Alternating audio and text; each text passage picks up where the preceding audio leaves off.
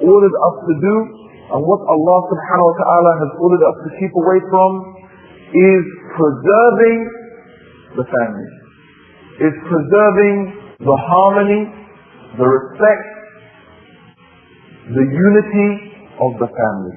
Because at this lies the heart of a successful society. And let us remember the hadith of the Prophet sallallahu alaihi wasallam, that he mentioned how the throne of a shaitan is upon the water. And every day his soldiers come to him and they say, "Oh shaitan, I did this and that, and I did such and such." And shaitan says, "Go away, you did nothing." Another one comes, "I did this and that, I did such and such." He says, "Go away, you did nothing." And then one of his soldiers comes. He said, "Oh shaitan, I stayed with a man and his wife and I made them argue with each other until they separated." And then shaitan takes him to himself. He says, "Yes, you did well, you did well." From all the things that shaitan praises, from the things that he loves from his soldiers to cause corruption upon the face of the earth, is to divide a man from his wife.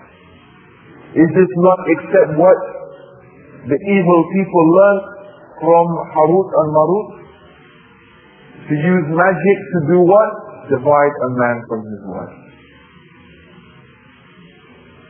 This makes us understand how important the family is. Because the shaitan knows that with the corruption of society comes the corruption of the children, the family, comes the corruption of the children, comes the corruption of the society.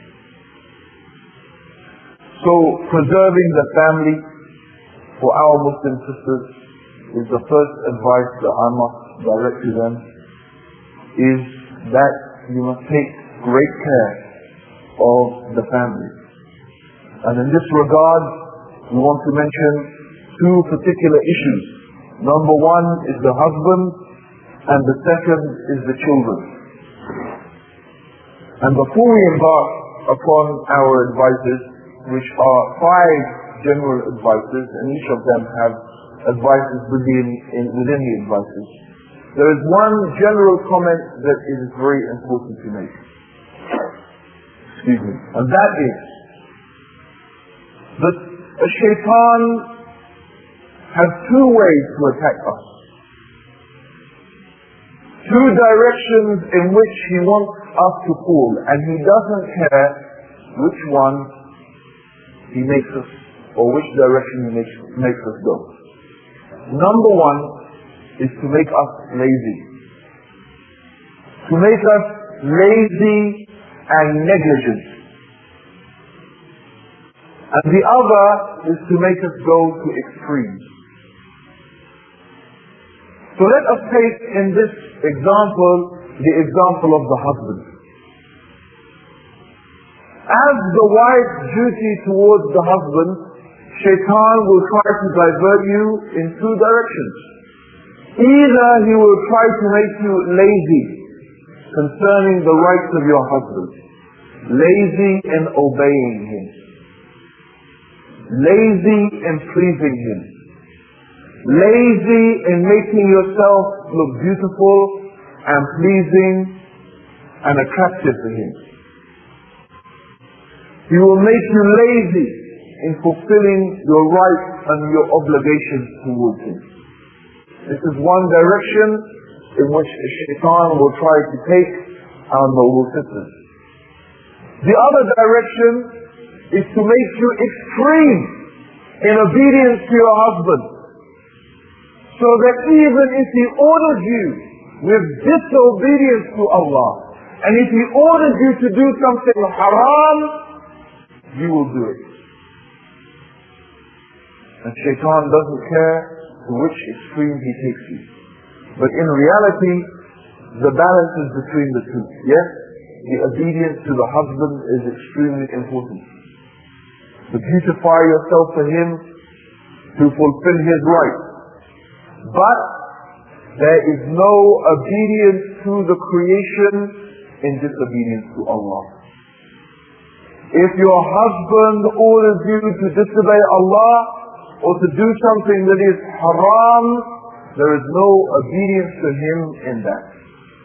And this is the first thing that we want to mention concerning the relationship between the wife and the husband. And the first advice we want to give our sisters: take care of your rights and your obligations to your husband, but do not go to the extreme of obeying him in disobedience to Allah. And we remember once when I was, well, this is quite a long time ago, I remember once that in London I had gone into a McDonald's to have a coffee, and there were some women from Kuwait who were sitting there, who were not wearing any hijab. So we decided that we would advise our sisters in Islam, this is not the dress, you are from the land of the Muslims, you are from the Arabs, how is it that you are like this? And one of them said, I want to wear hijab, but my husband won't let me. So we said, but there is no obedience to the creation and disobedience to Allah. She said, well, if I wear hijab, he will divorce me. I said, subhanallah, why do you want to stay married to a man like that? So this is the extreme. Her obedience to her husband took her to an extreme that she disobeyed Allah subhanahu wa ta'ala. It should not be like that. There is the other extreme where some women are so lazy to fulfill the rights of their husbands. They do what they like, they say what they like, they behave in any way that they like, and they do not bother and take attention to make themselves look attractive for their husbands, so much that when the husband comes home, instead of finding his house a refuge from the evils, he comes from the society when he sees the naked women, he sees all the evils, and he comes back home, his wife looks like a shaitan and behaves like a shaitan. So what will he do? He will say, Assalamu alaikum, and he will go out back into the society, and it is only a matter of time before he will fall into evil. So this is why you can understand how the Muslim woman's role is very important.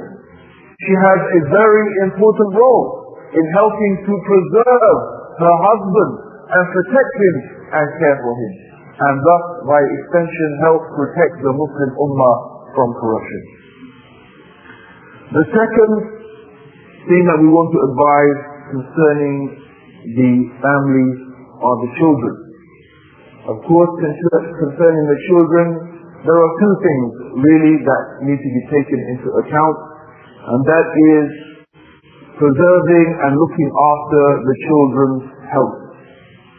Preserving and looking after the children's health and their clothing and their general upkeep in a physical sense, and also giving them the love, the care and the attention that they need from their mother. It is very important for the mother to give the children that love and that care and attention and not to neglect them. And the other thing that is also important to mention concerning the children is to teach them good manners. To teach them good manners. And the best way to teach good manners is through yourself having good manners.